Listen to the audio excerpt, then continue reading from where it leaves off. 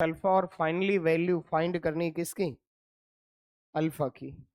तो देखो कुछ क्लियर हो रहा हो तो मैं एक काम करता हूं, सबसे पहले इसको सेपरेट कर देता हूं। तो आया 24, इधर मिल रहा है 0 से π/4 sine of mod 4x minus π/12 dx, और फिर है 0 से π/4 integral of 2 sin x dx। ठीक है, इसको सॉल्व करना है, ऐसा लाना है, 2 पाई के साथ जो आएगा उसका वैल्यू होगी अल्फा। ठीक है, अब इधर देखो पहले ध्यान से, मैं एक काम करता हूं, इसमें 4x-12 का कुछ डिफरेंट नाम रख लेता हूं। 4x-π/12 का नाम बदल देता हूं, और इसका नाम बदल दिया मैंने, और इसका नाम t कर दिया है। अब चेंज करो इसको, डिफरेंशिएशन करो, कितना मिल रहा है, क्या मिल रहा है डिफरेंशिएशन से। तो dx मिल गया dt/4, यही आएगा शायद, ये यहाँ अप्लाई कर दो। इधर आएगा dt/4, 4 से इसको कैंसिल कर दो, कितना मिल गया 6। इस जगह आया dt/4, 4 से 24 को कैंसिल कर दिया, 6 आ गया। अब इनको मैं बदल रहा हूं इसकी हेल्प से, ध्यान देना। अभी पहले मैं रखूंगा x को 0, तो t की वैल्यू -π/12 आ जाएगी। पहले मैंने रख दिया x को 0, तो t की वैल्यू आई -π/12। और फिर मैंने रख दिया x की वैल्यू π/4, 4 कैंसिल हो गया, यहां बचा पाई माइनस π/12, कितना बचेगा 11π/12। और यहाँ नेक्स्ट वाला बता दो, साइन आ गया और मॉडुलस ऑफ t आ गया, और इधर पे आपका dt आ गया। अब आपको ये आंसर बताना है कि ऐसा करने के पीछे क्या ऑब्जेक्टिव है, क्यों किया है मैंने ऐसा। देखो इतना तो सभी को समझ आ रहा होगा कि मॉड को कभी ना कभी ब्रेक करना पड़ेगा। तो मॉड को ब्रेक करने के लिए मैंने ऐसा किया है, इससे मुझे मॉड इजीली समझ आ जाएगा कहाँ पे पॉजिटिव और कहाँ पे नेगेटिव होगा। क्लियर। अच्छा अब अगला वाला बताओ, इसे बताओ कैसे करोगे। ये जो दूसरा है, यहां मिल रहा है 24, ये बताइए आप इसको कैसे सॉल्व करोगे। 2 को बाहर तो नहीं निकालोगे आप, ऐसा तो नहीं लग रहा कि 2 को बाहर कर लिया जाए। भाई 2 इंटीग्रल पार्ट के अंदर है, 2 को बाहर करने का कोई फॉर्मूला नहीं होता है। आपको क्या करना पड़ेगा, ग्राफ बनाना पड़ेगा इस केस में। ध्यान से सुनना अभी। अब ये बताओ 2 sin x का ग्राफ कैसे बनाते।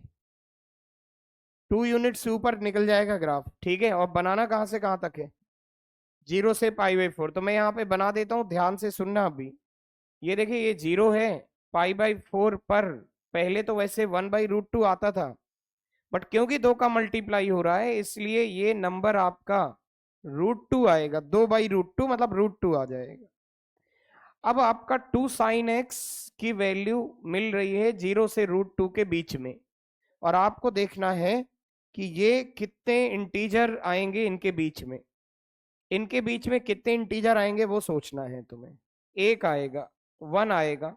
अब वो 1 कौन से पॉइंट पे आएगा वो भी सोच लो। 2 sin x की वैल्यू 1 कब आएगी वो सोचना है आपको। 1/2 पे आएगी, यानी π/6 पे आ जाएगी वैल्यू। यानी आप इधर से ऐसा समझ रहे हो, आप इधर से ऐसा समझ रहे हो कि जिस टाइम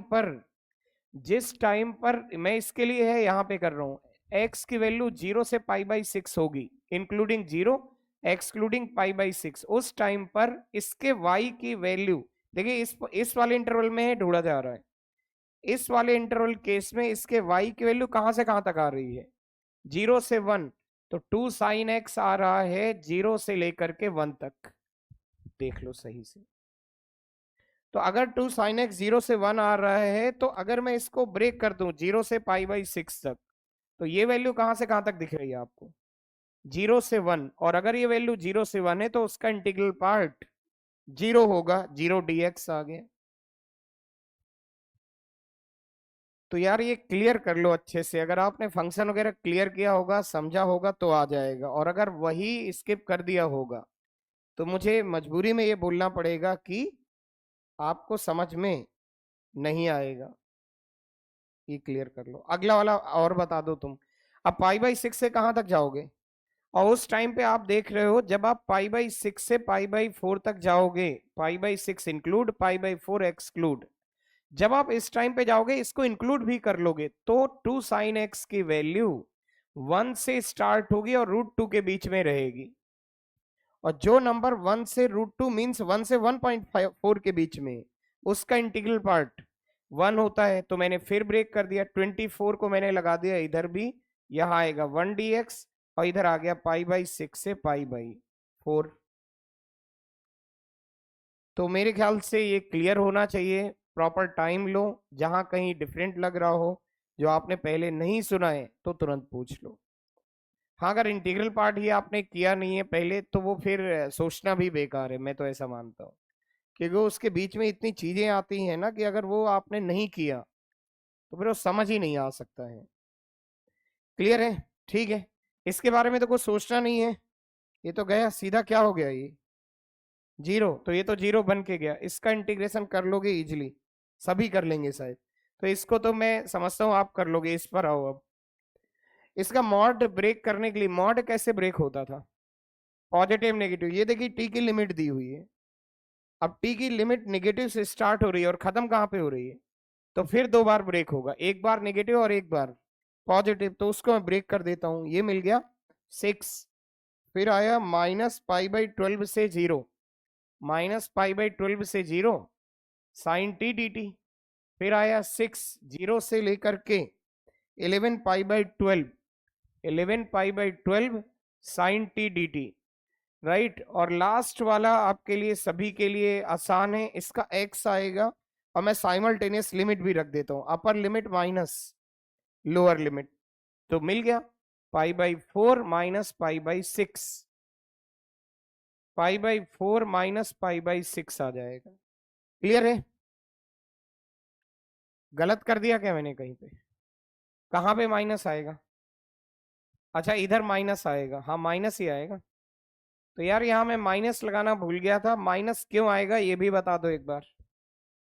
क्योंकि टी आपका कैसा है इस केस में? नेगेटिव है। टी नेगेटिव है तो उसका मॉड माइनस से ब्रेक होगा, और टी पॉजिटिव है तो उसका मॉड प्लस से ब्रेक होगा। वो देख लो ध्यान से उसको।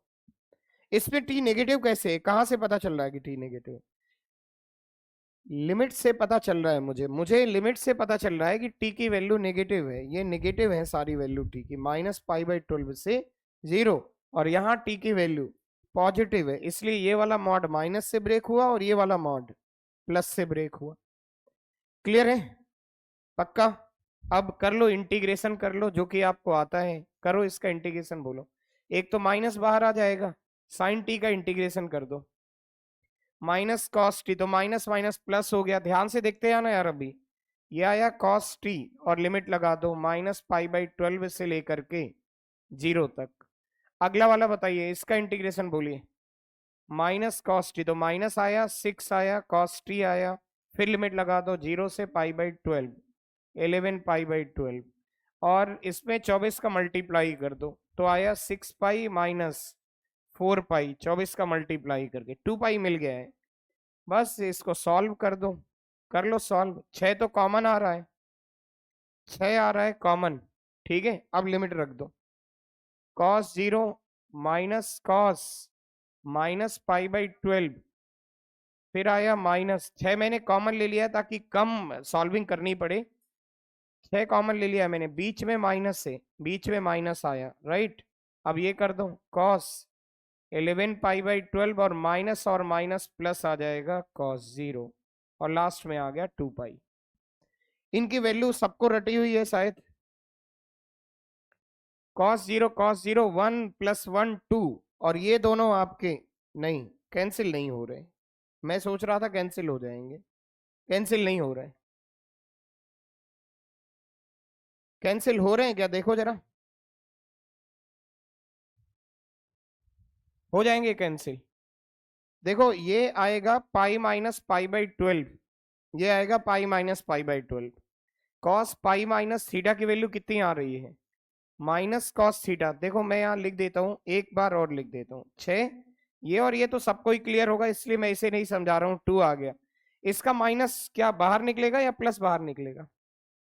इस केस में cos -θ क्या होता था? cos θ, तो ये बन गया -cos π/12, और इधर आया cos π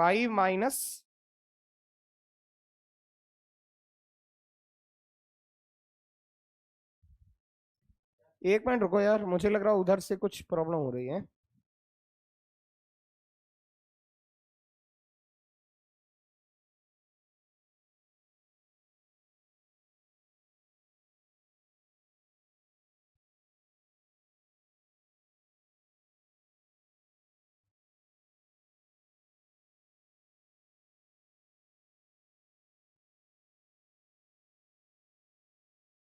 प्लस कॉस पाई, ये प्लस हो गया, और ये दोनों कैंसिल हो गए। ठीक है, ये माइनस ये प्लस ये कैंसिल हो गए। कितना बने रहा है इधर से अभी? 2 पाई आ रहा है और 12, तो ये आ गया 2 पाई प्लस 12।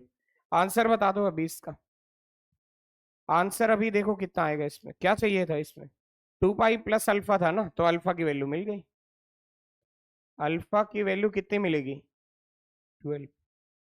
क्लियर हुआ? तो एक